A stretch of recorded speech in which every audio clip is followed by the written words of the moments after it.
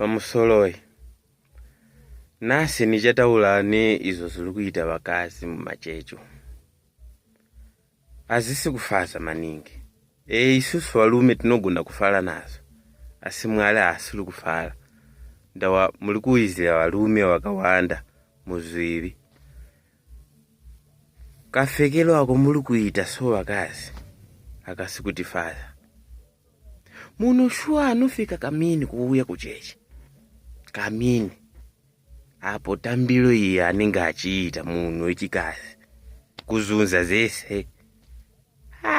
Tinoponera kupi naye vakazi nibvunzewo mubvunzo mundipindule kuti tinoponera kupi kana muchifeka mafekelo yakadalo muchitamba lumba nenge ameno muchechi. Zibvunzei mega kuti Mwali ali kufala nazo ere olo Satani ndiye ali kufala.